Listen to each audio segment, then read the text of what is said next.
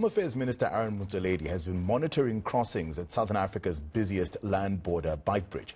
The already busy post is serving as a re-entry port for thousands returning to South Africa as the holidays wrap up. Motsoaledi says guards will soon be deployed as part of South Africa's new Border Management Authority.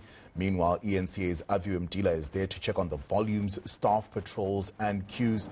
Aviu, good morning. Thank you so much for bringing us this story. Just how busy is Beitbridge at the moment?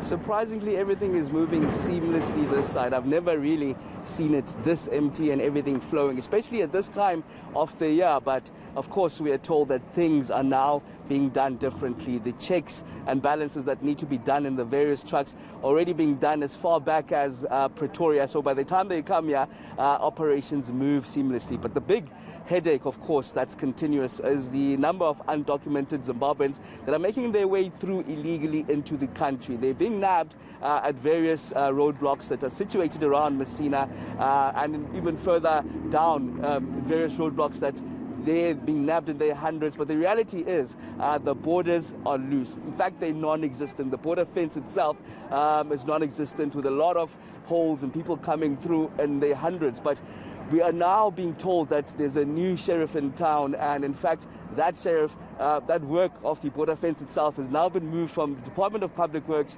to the Border Management Authority. I'm going to catch up with the sheriff, Dr. Mike Masiapato. Doctor, thank you for joining us at eNCA. I want to get your plans in terms of freeing up the borders and closing the borders and making stringent measures and allowing tighter control. Yeah, no, thank you very much. In terms of the planning that we have done as the Border Management Authority, firstly, we had to make sure that the actual planning is done ahead of time. In terms of the exit process, for instance, when people had to exit the country, that part of the plan had already been effected, and we're able to manage even the flow of traffic as well as the flow of individuals. So to that extent, everything has went well. Now we are on the second leg of our planning, and now we are dealing with now the return of the individuals back into the country. In terms of the numbers that we are dealing with now as we speak is fairly reasonable numbers, and we are able to deal with all of those numbers as it were. We don't have much of longer queues as it were, and that is primarily because of our advanced planning that we have made in making sure that everything moves according to plan. So the biggest challenge, as we have indicated, out of the port of entry itself is the challenge around where individuals still move into the borderline itself. However, what we have done is we have deployed members of the Immigration Inspectorate to augment the members of the SANDF on the borderline in terms of making sure that we actually catch those who are avoiding using the port of entry and going into the borderline. As we speak, for instance, during yesterday, there are a lot of people that has been pushed back who are trying to cross the country illegally.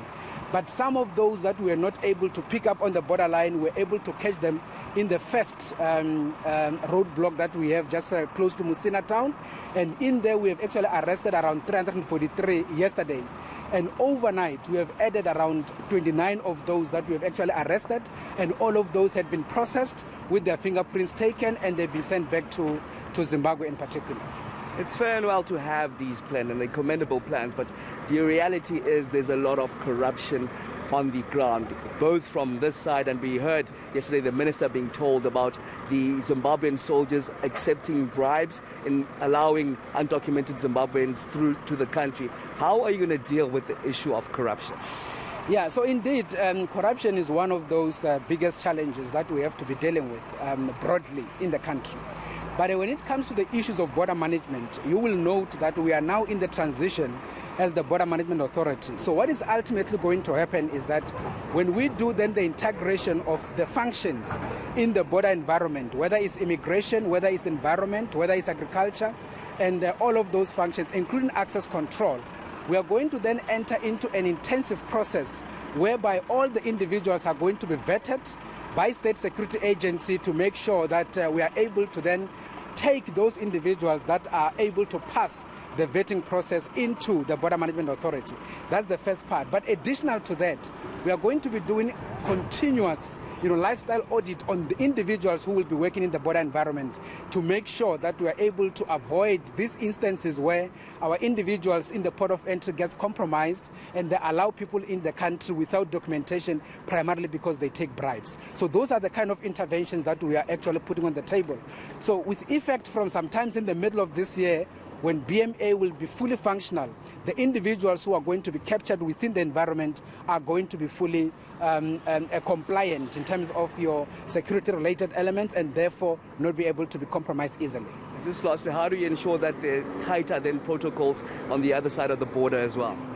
Yeah, the reality is we do have what is called the joint technical committees. In the joint technical committees is where we have engagement with our respective neighbors, whether it is Zimbabwe here in terms of Beitbridge, whether it's Mozambique in terms of Lubombo, or Maseru in terms of, Lesotho in terms of Maseru Bridge. So in those joint technical committee meetings, we are then engaging on the various issues that are actually of common interest. But in this instance, what we are going to be doing is to engage with the Zimbabwean counterpart in terms of Beitbridge, as it were, and arising from that engagement, we are going to then make clear commitments in terms of what they need to be doing on their part, particularly in addressing this issue of illegal migration, as it were. And that is going to be very much critical in us being able to achieve that particular objective. Because in any event, in terms of, I would say, international law, obligations, each state has the responsibility over their own nationals. And in this instance, Zimbabwe will then have to do their part in making sure that they don't push people without documentation over into our side. And in that way, we will be able to get the issues addressed. Okay, thank you very much. Dr. Mike Masiapato is the new sheriff in town, in charge, the commissioner basically of the Border Management Authority that started its work on the 1st of November. And already things seem to be running quite seamlessly here. Of course, the biggest headache being those undocumented Zimbabweans coming through in their hundreds. Aviu Mtila, thank you so much. Aviu Mtila is out at the Beitbridge border post where, like he said, the Border Management Authority is tightening controls and trying to clamp down on illegal entry into South Africa.